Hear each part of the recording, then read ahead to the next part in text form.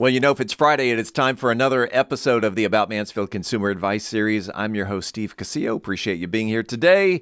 And as we do every Friday, it is time to bring in, he's right over there, Phillip Washington Jr., our financial guru. And you got your Purple Haze shirt on. In fact, let me back up here. He's got his Jimi Hendrix shirt on, looking good. Except Jimmy's left-handed, though. Oh, there you go. I've never done it like that. Do you have to have like a left-handed guitar for that, or yeah, well, some people like guitarist Albert King used a right-handed guitar and just flipped it over left-handed. But yeah, Jimmy played a left-handed guitar, and today is Rocky Road Day. Oh, I love that kind of ice cream. And it's also National Donut Day. How do you get 2 days now? They just ran out of days. I don't know. There's like it's like 700 days. So and they have to fit them all into 365. So we got to invent a new calendar. That's right. Yeah. We should come up with our own. Actually, there is a National Podcasters Day. Is it really? Yeah.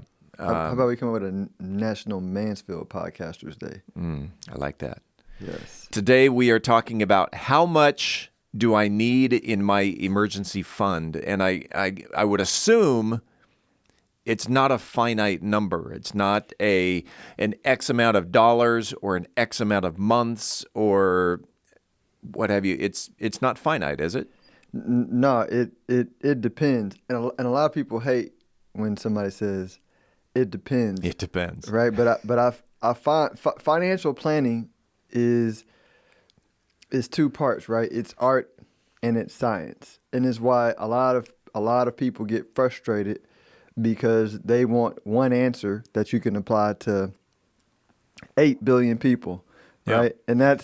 And if when I say it that way, you go, oh wait, there's nothing that's right for 8 billion people, right? Because whenever you try to jam one idea into 8 billion people, then like you're like a dictator, right? It's because I would assume if you put, you hear a lot, the standard is you should put 6 months of your salary into an emergency fund. Well, does 6 months salary look right? Does it feel right after you've got 6 months salary in the bank?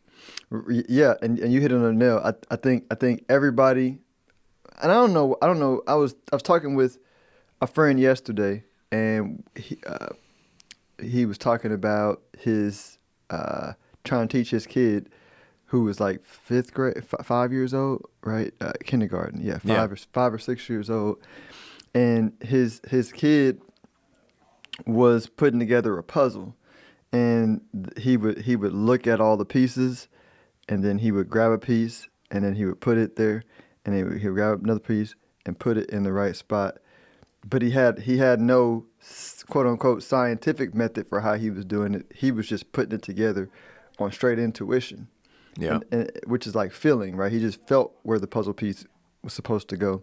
And I was like, and he was like, I'm just trying to figure out a way to teach him how to have a process. And I was like, I don't do that because we're all born geniuses as kids. Like kids have imagination, like they naturally feel, and then we put them in the system that says, F your feelings, right? Only be scientific. Like don't worry about the art. Art is for losers, versus teaching them to balance, right? To allow the feeling to guide you, and then look back and then understand the process as like a foundation. And so I'm saying that to say, when it comes to financial planning, like do what feels right. Meaning, if because of your situation, you feel like you need a year of your expenses in savings, and that's what makes you comfortable. Even if it doesn't make financial sense, have that, right? And then educate yourself on like investing talk to different people on different options, right? Continue to process different preferences, look at different things that may help level up your awareness or your understanding. And then if something comes up where you say, oh, I can do 6 months and I can put the other 6 months somewhere where it might make more money and it makes me feel good, then cool. But if not, then don't, because there's no right way. There's a way that makes you feel comfortable. And there are as many equal paths to wealth as there are people, thoughts, and ideas. So you don't have to always do the quote unquote smart thing. I have two really good questions. Yes, sir. Okay, so the first one is, should people dip into their emergency fund for things like a new car or maybe remodeling their home, things like that? Or because you always hear about the emergency fund is for it's your rainy day, it's your rainy day fund.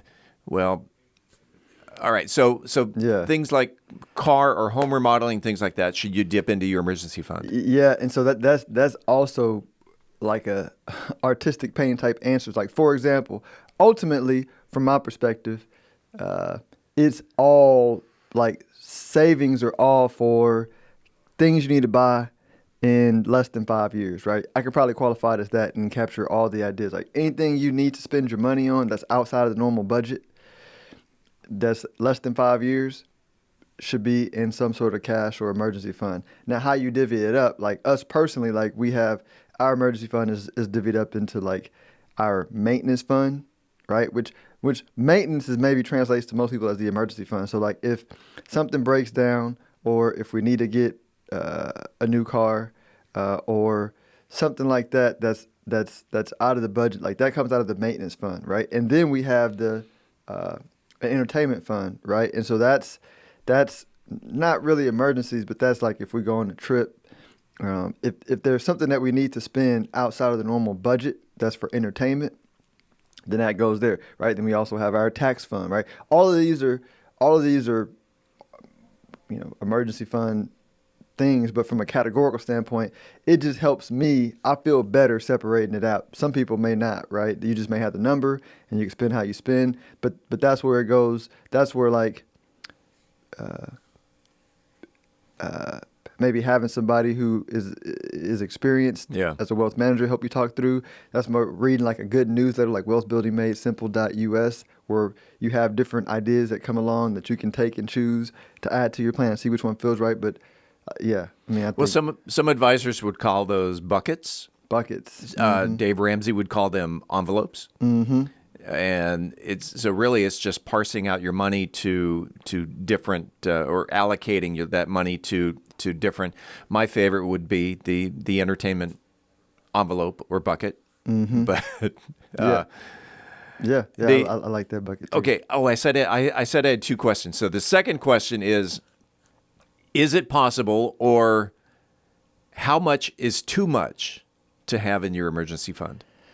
Too much is all. So this is where really get into intuition.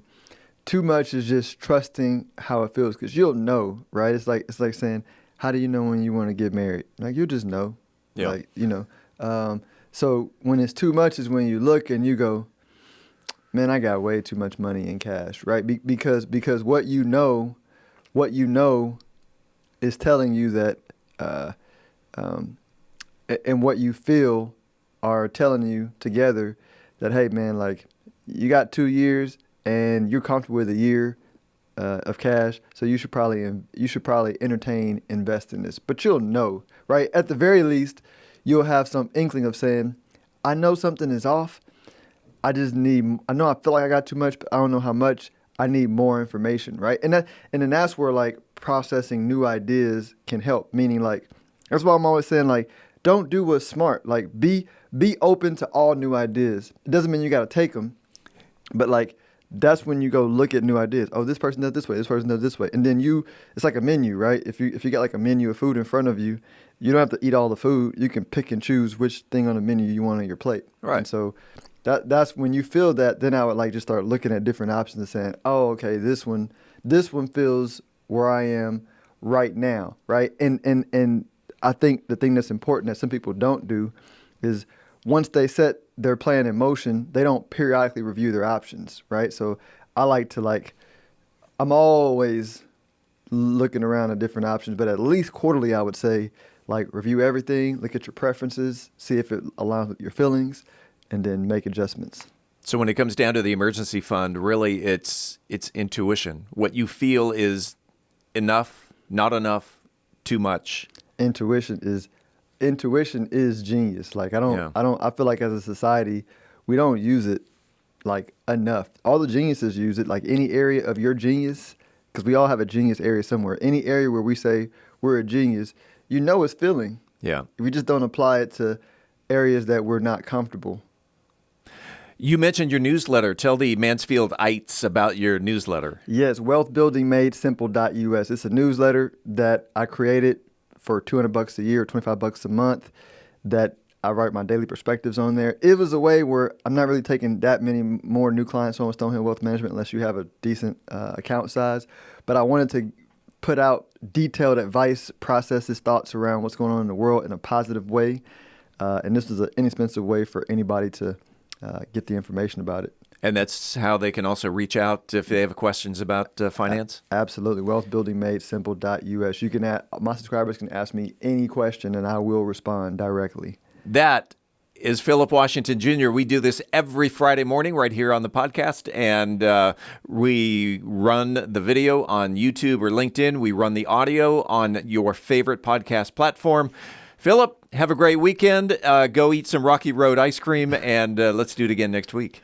Thank you. And I'll be sure to read the romance novel.